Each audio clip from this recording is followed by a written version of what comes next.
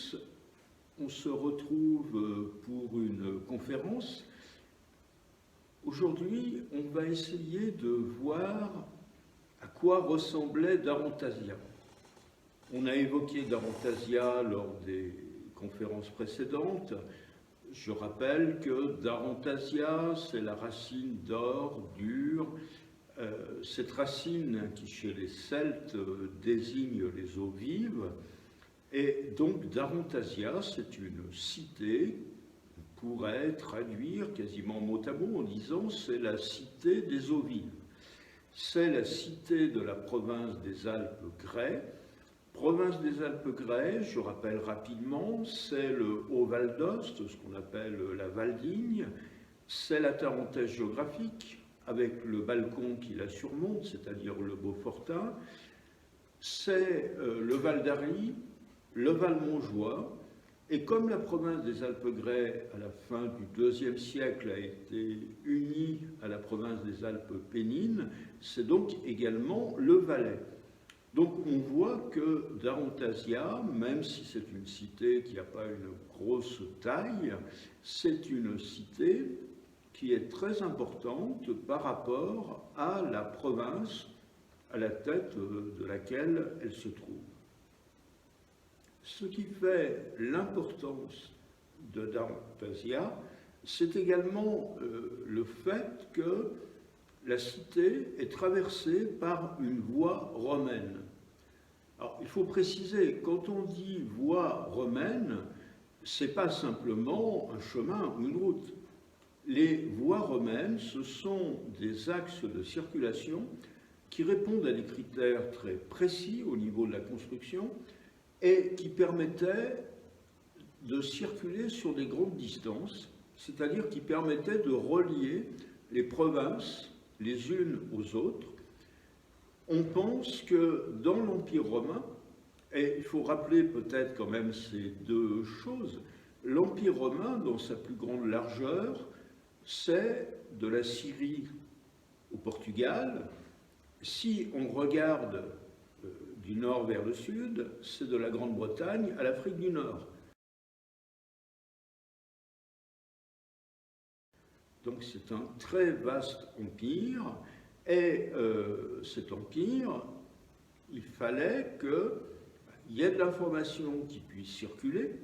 On est dans une structure assez hiérarchisée, donc il faut que, lorsqu'une décision est prise à Rome, elle puisse aller dans chacune des provinces. Il faut aussi que de chacune des provinces, il y ait de l'information qui remonte vers Rome. Donc il y a un système qu'on appelle le cursus publicus, c'est le courrier impérial, c'est le service de la poste impériale romaine. Il ne faut pas oublier aussi que dans cet empire, il y a des soldats qui se déplacent, les légions.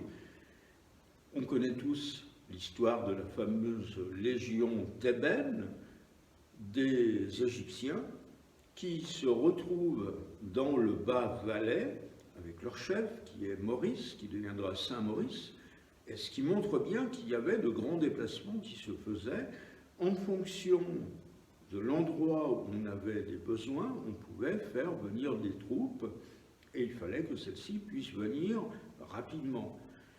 Et puis, n'oublions pas que l'Empire romain, il y a un commerce important qui s'y fait, donc il faut que les commerçants, leurs marchandises puissent là aussi se déplacer d'un bout à l'autre de cet empire.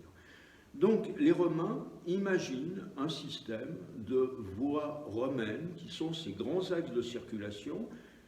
L'estimation, c'est donc à peu près 200 000 km de voies romaines à travers tout l'empire, et avec deux critères.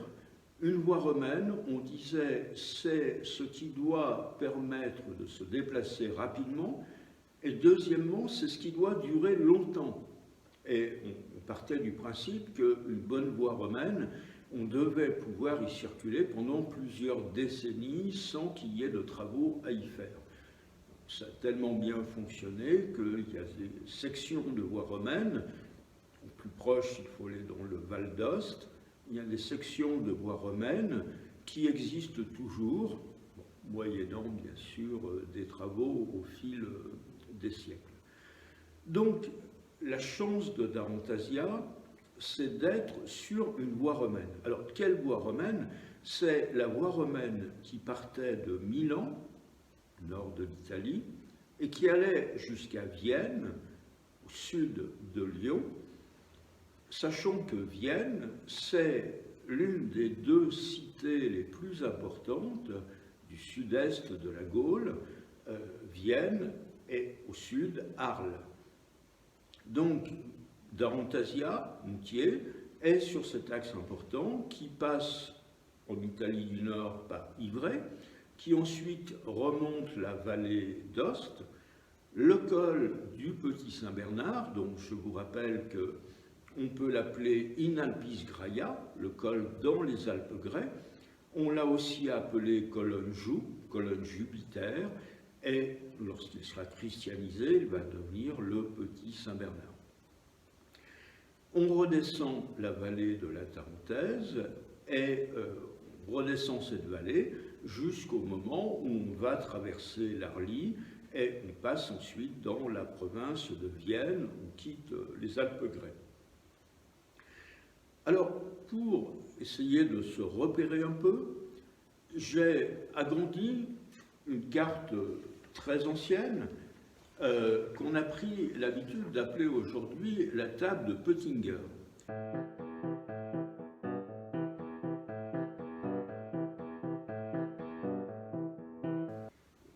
Alors, ce Peutinger, c'est un savant de la Renaissance. Il y a son nom tout simplement parce que c'est lui qui s'est retrouvé en possession de cette carte au début du XVIe siècle. En réalité, c'est une carte du XIIIe siècle qui a reproduit un document de l'époque romaine. Alors, quand on dit carte, il faut faire attention. Ce n'est pas une carte comme une carte routière d'aujourd'hui, c'est-à-dire qu'à une échelle donnée, on n'essaye pas de reproduire au mieux les détails du terrain.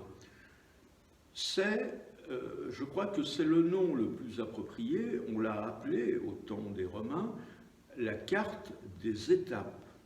C'est-à-dire qu'on trace sommairement les itinéraires, les voies romaines, sous la forme d'une ligne droite, et on fait figurer toutes les étapes sur cette voie. C'est ce qui explique, ce que je tiens entre les mains, c'est simplement le grossissement de quelques centimètres qui correspondent à la traversée de la Tarentaise. Mais c'est ce qui explique que le document original, il a une forme assez étrange, ce sont des parchemins qui ont été cousus entre eux, la longueur est d'environ 6 mètres pour une largeur qui fait simplement 30 cm. Et tout l'Empire romain tient sur ces 6 mètres sur 30 cm. Alors, ce que j'ai ici, c'est la section entre In Alpis Graia, c'est-à-dire le col du Petit Saint-Bernard, et Ad Publicanos, qu'on essaiera de définir plus précisément. Là, ce n'est pas une tâche, c'est le léman. Sachons que Darantasia est là. Donc, ce qui nous montre bien que ce n'est pas réaliste. Si Darantasia est là et que là c'est le Léman, on a la tristesse de vous annoncer que Haute-Cour vient d'être submergée. Donc on voit bien qu'on ne cherche pas du tout à reproduire la réalité. Mais on dit il y a une voie qui est là et il y a une autre voie qui est là, qui est celle qui va passer par Genève. Par contre, ce qui est réaliste, on voit bien que les Romains avaient compris que le Rhône se jette dans le Léman et on ressort ensuite.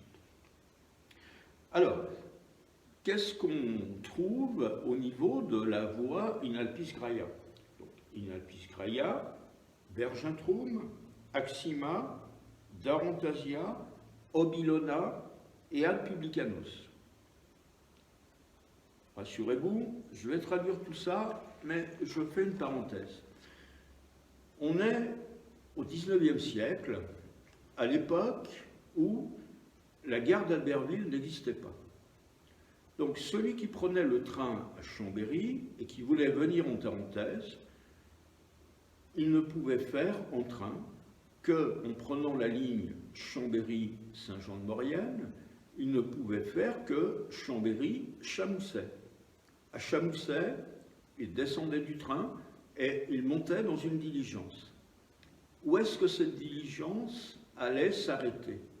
Et vous allez voir que ça va nous ramener très vite à ma carte du monde romain. La diligence, elle faisait un premier arrêt à Albertville, rue de la République. Ensuite, à Albertville, la diligence allait jusqu'à Sevin. Jusqu'à Sevin, il y avait un relais des diligences. Ensuite, on est au XIXe siècle, elle allait de Sevin jusqu'à Aigueblanche, où il y avait un relais des diligences qui est devenu l'hôtel Perret, au pied de la fameuse montée d'Aigueblanche.